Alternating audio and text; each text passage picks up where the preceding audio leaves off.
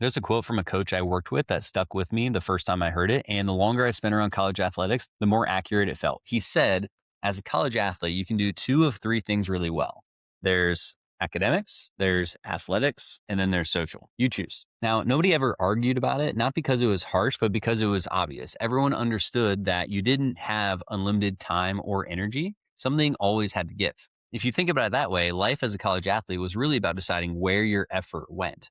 You had a certain amount to give and you poured most of it into athletics. That was the priority. It was structured, it was protected, it wasn't optional. So if you imagine that effort as something finite, something that you're constantly distributing, athletics took up a big portion of it and school took up another portion. Social was kind of just filled with whatever was left over. That setup explains a lot about why things feel the way they did back then and why things feel so difficult now. Fitness didn't necessarily feel hard because it wasn't so much about competing for your time or for your effort. It was just its own space. It's dedicated thing that had time set aside to it within a standard where like you had a structure you worked within all the time. Then you had academics where you very clearly had to get a certain GPA, you had to go to class. Your future depends on you doing well in the classroom. So these areas get most of your focus. And this social cup, yeah, it may get a little bit of attention, but the reality is the best in the world think of this little bit right here, and they would just find a way to put it into athletics and academics because they knew if they filled those cups up, that's where they would get the most bang for their buck. And so you would see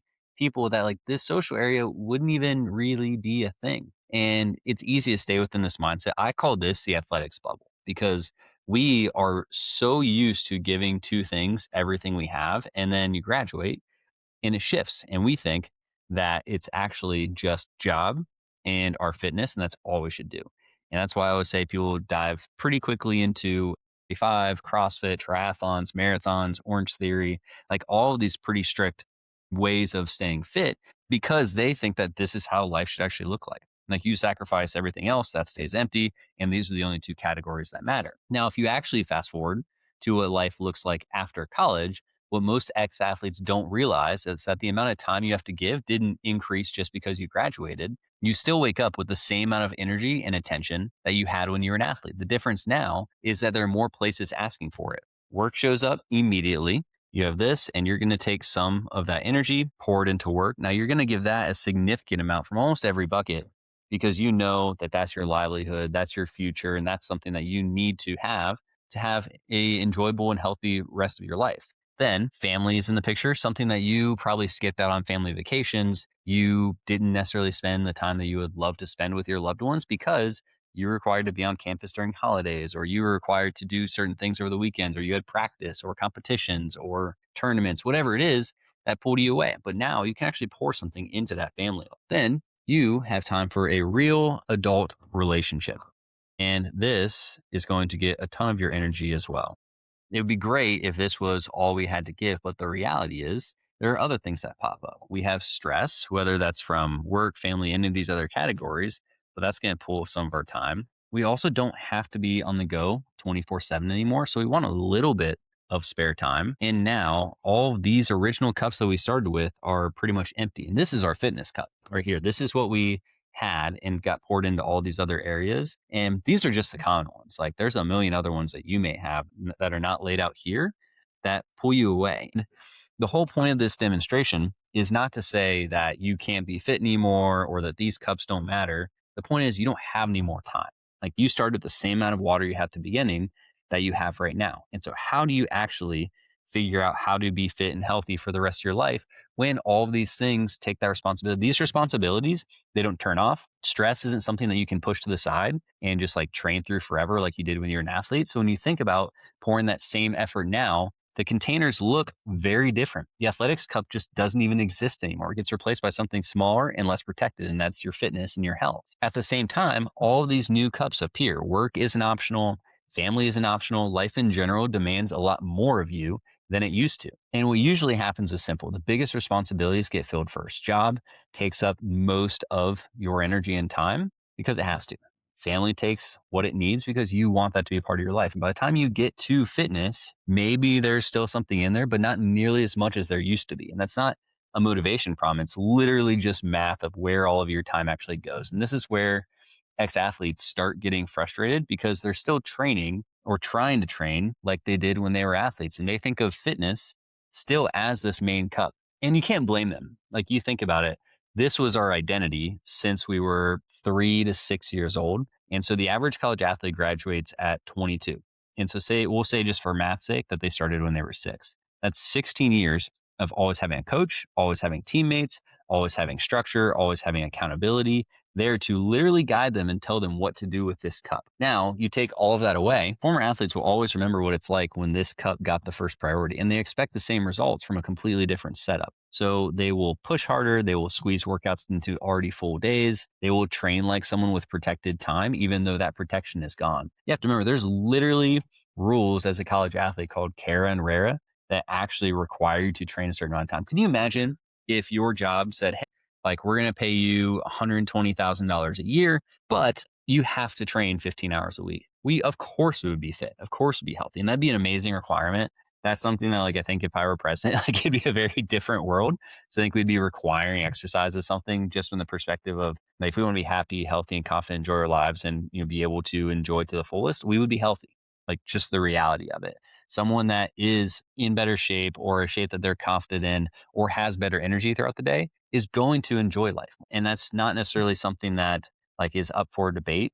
Your mind is more clear, you feel better, you have more energy to do different things. There's a million reasons why being healthy is a good thing. And I'm not here to convince you that being healthy is a great thing. You should already know that at this point. As an athlete, you remember how you felt when you're in that shape. And so you know that as well. And transparently for me, I've both lost a lot of loved ones from for various health reasons, and I've also seen a lot of people that I love lose people due to health reasons. And for me, ever since I was a kid, really, like, from a very young age, I saw the impact that that had. And so that health cup for me, it was never a negotiable, something that I could let go to the side because I saw the impact that had on me. I saw that had impact he had on the people that I love. And it's something that I talk about every single day is that that should be a priority to you.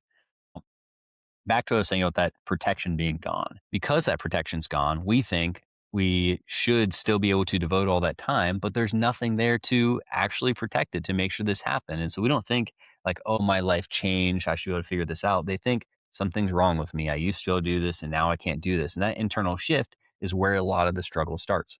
Because now fitness isn't just harder, it's also something that you put a lot of pressure on because you want that result from it. And you have this perception that it's going to take 20 hours a week of intense training, weightlifting, doing cardio, all of these things to actually get the result that you want. And because you can't do that, it feels like proof that you're falling behind. It feels like you should be better at fitness given your background. And almost every former athlete that I talk with says, I know what to do. I just can't get myself to do it. Or they think if I just like take the time to dial in and figure it out, they'll be able to get there. Of course, you know how to get there. Of course, you know how to do a squat, you know how to do an exercise, you know like what a training session should look like.